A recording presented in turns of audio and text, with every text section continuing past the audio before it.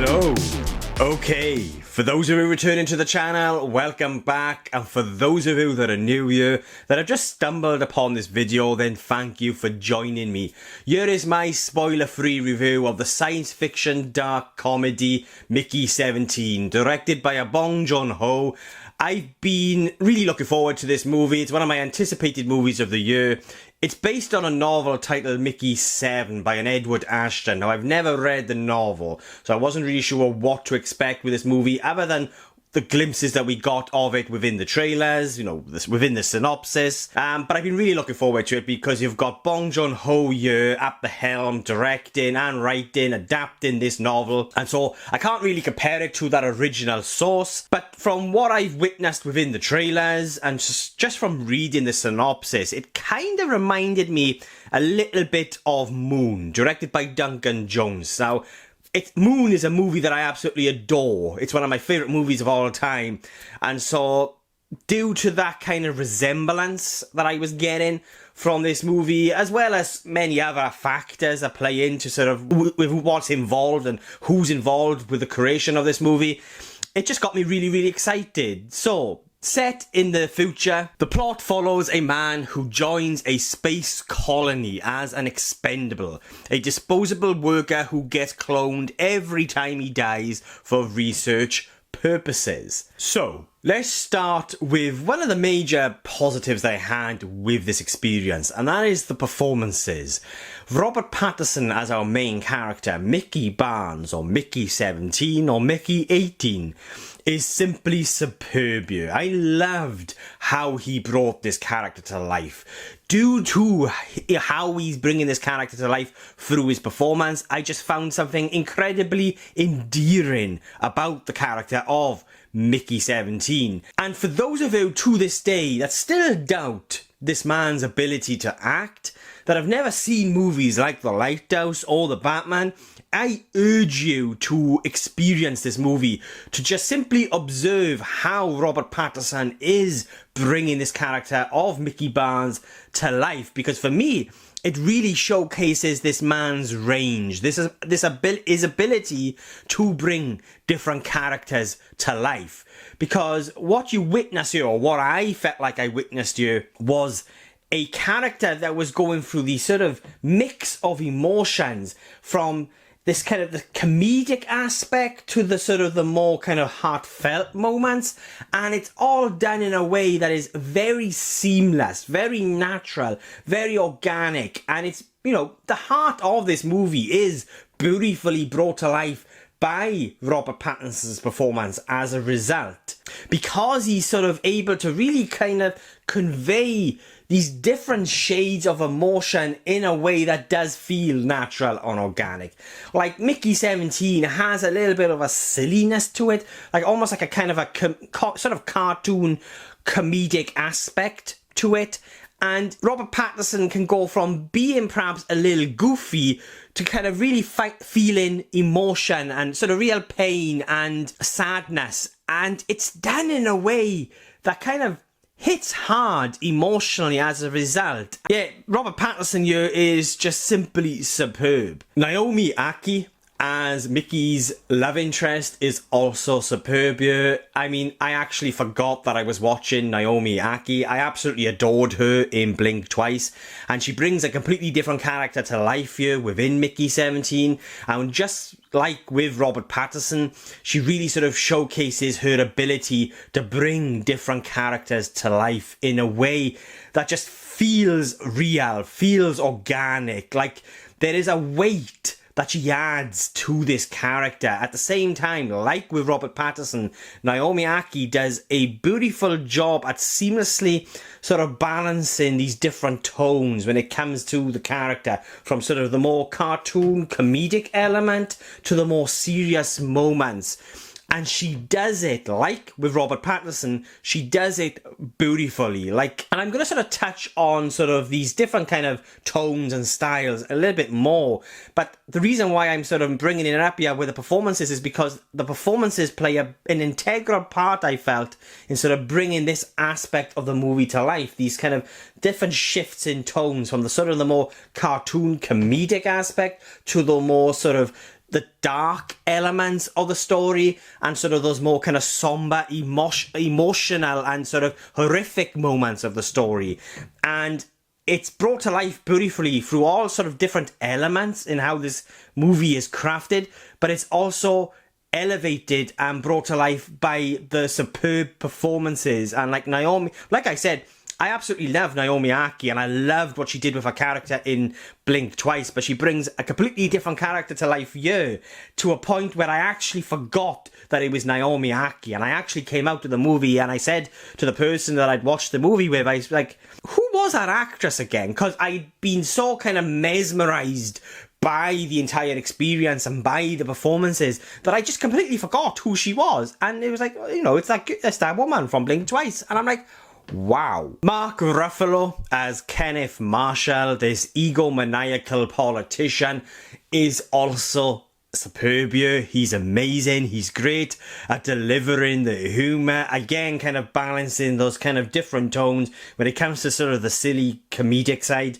to the sort of the more serious, darker aspects of the story. And he's obviously basing his character, and he's taking elements of a personality, shall we say, an entertainment personality that we're all aware of, and that's all I'm going to say. And he does it in a way that is not too over the top.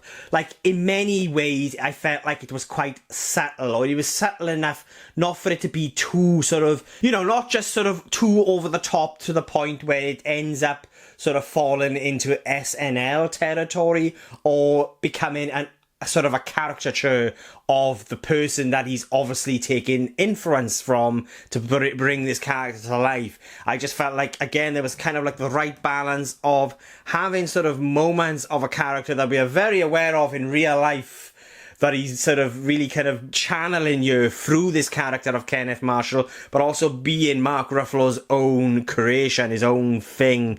And I thought it was incredibly well done, to the point where, yeah, if it was dialed up to the point of becoming too incredibly obvious and falling into those categories like an SNL sketch, it might not have worked, but it's done in a way where it is incredibly effective. Bong Joon-ho does an incredible job, a beautiful job, within the first 5-10 minutes of this movie in setting up its tone, in setting up its characters and the story, and just sort of setting up, you know, sort of the world in which our characters are within. And it's within the first 5 to 10 minutes that we are swallowed up within the heart of this movie.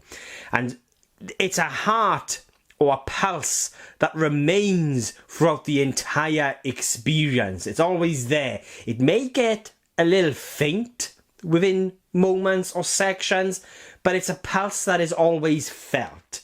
And it's incredibly set up you within the first 5-10 minutes in a way that is incredibly powerful. Like I said, what Bong Joon-ho does throughout this entire experience is sort of play and blend with these different styles and tones when it comes to sort of the more comedic aspect of the story, you know, that kind of the satirical nature of what they're exploring within its themes, as well as the kind of the darker, more serious moments. And it's done in a way that is very seamless, and this is all kind of showcased within the first 5 to 10 minutes. Like, there's a moment where you kind of get a flashback, or you sort of get some insight into the character of Mickey 17, and it is incredibly powerful. It's a moment, it's a scene that is just incredibly emotional, it's very effective, but it's also brief. But the reason why it impacted me so hard, I felt, is because what we were getting here within this first 5 to 10 minutes was sort of those kind of the glimpses into what Bong Joon-ho was attempting in sort of to do with this experience, in how he wanted to sort of engage with us, the viewer. And it's almost like he was sort of attempting to toy with our emotions.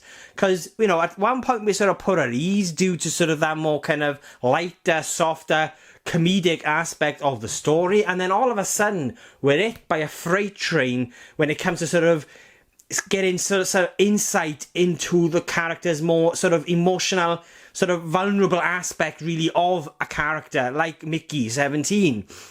And it's done in a way that is incredibly sharp and impactful due to how these different sort of shifts in tone happen, or sort of how they're sort of seamlessly sort of blended together. If handled incorrectly, this could have easily have been a disjointed, awkward mess. But for me, personally, Bong Joon-ho pulls it off. And, you know, I'm not saying, when it comes to sort of the comedic aspect of this film, I'm not saying it always works for me. But there are moments where it is effective as a result of what Bong Joon-ho is attempting to do.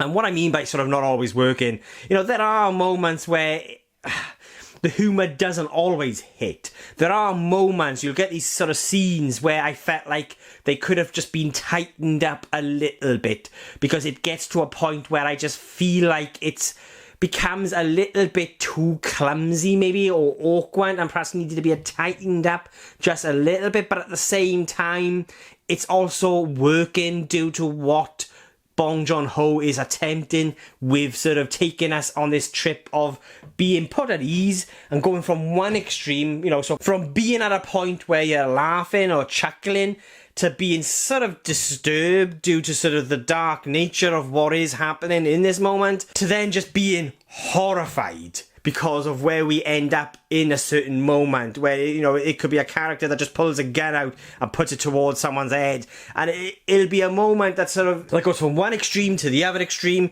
and he's effective at doing it because it immerses you into the moment and puts you on what is a ride of emotions.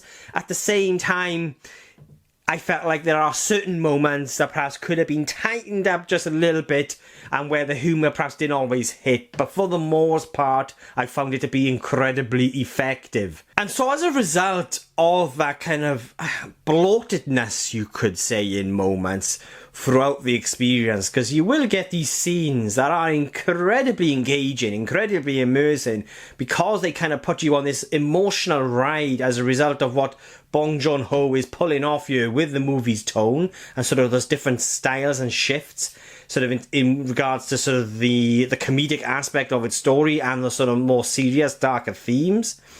But as a result of this, there is this bloatedness there to a degree, which as a result, for me, it sort of kind of took away from the focus of our main character, Mickey Barnes. And I found myself kind of really wanting more from sort of the relationship between Mickey 17 and Mickey 18. And I felt like that kind of dynamic, that relationship between these two variations of a character somewhat gets lost as we go into the third act of the movie. And it kind of resulted in perhaps the emotional weight and impact that I felt like I needed or wanted, or the entire experience was just lacking in. But like I said earlier on in the review, the pulse, that kind of beating heart that we get swallowed up by within the first 5-10 minutes of this movie, it's always there. You can always feel it. And, you know, you're always caring for these characters and the situations that they find themselves in. But it does get to a point, especially within the third portion, the third act of this movie, where it somewhat gets lost. At the same time, it didn't take away from my enjoyment of the experience, the immersion that I was experiencing with this story. Like, I was having a good time, I was entertained, but I did find myself kind of missing that focus on Robert Pattinson's Mickey Barnes, his story, due to that sort of really sort of clever, smart, incredible setup with the character within the first act. It does somewhat unravel for me as the story progresses. At the same time, there are aspects of its story with what they're attempting to tell you or achieve with the movie's themes. It works. It is effective. And it's an experience in a way, and I'm not sure if this is just going to be me here. If anyone else got the same sort of vibe that I did when it came to this overall experience, then let me know in the comments below. And that is, this movie, Mickey 17, felt like, or it took me back to watching movies like Starship Troopers.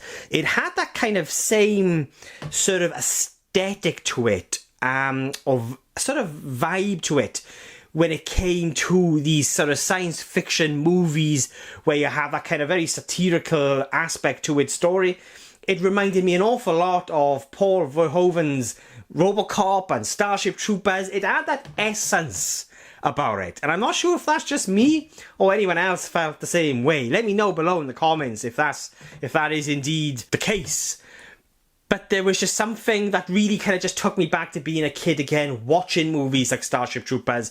And for me, it kind of really sums up how this movie really does handle those more kind of sort of darker, more serious themes. Sort of very, very real themes that we as a society are sort of experiencing right now in the world. And it's done in a way that's not too heavy-handed, but it's very to the point.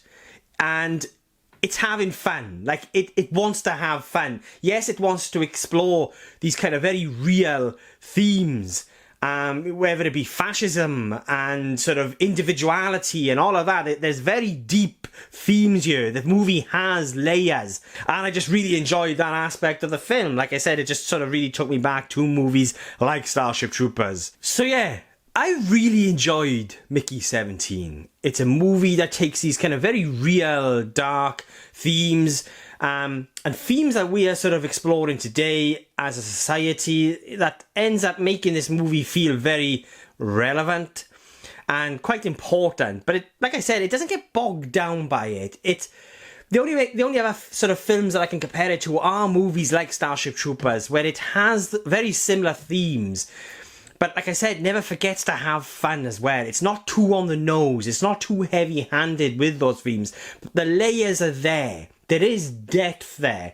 And it's one of those experiences that, yeah, it's incredibly deep. It's very layered, but it also doesn't get bogged down by it. And as a result, is very effective as a result of sort of getting those sort of, sort of those messages and what it is exploring with those themes across. And it's an experience that has this blend of genres, that sort of blend of tones that just come together in a way that amplifies the effectiveness of certain moments.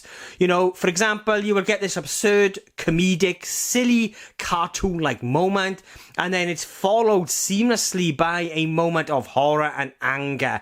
And it's just blended beautifully. It's almost like the experience of Bong Joon-ho is attempting to interact with you. He wants to play with your emotions, and as a result, it immerses you into the moment. It immerses you into the story, and for the most part, it's very effective and very well done. But like I said, for me, this wasn't a perfect experience. There were sort of perhaps aspects to certain moments in how they played out where I felt like it kind of lacked a tightness. Sort of the comedic or the more absurd aspects didn't always work for me, but I could see what Bong Joon-ho was attempting to do within these moments by sort of putting you on an almost like a sort of putting you on a sort of an emotional roller coaster ride. If handled incorrectly, this could have been an incredibly disjointed tonal mess, but it isn't. And I think you could definitely sense,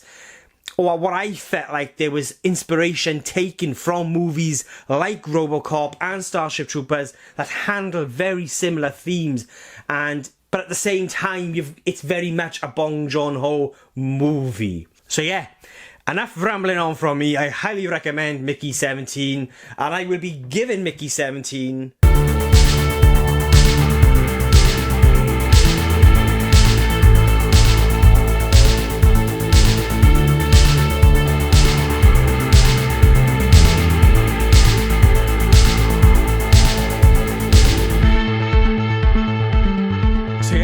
They are my thoughts on Mickey 17, but what did you guys think? Have you seen it yet? Did you love it? Did you hate it?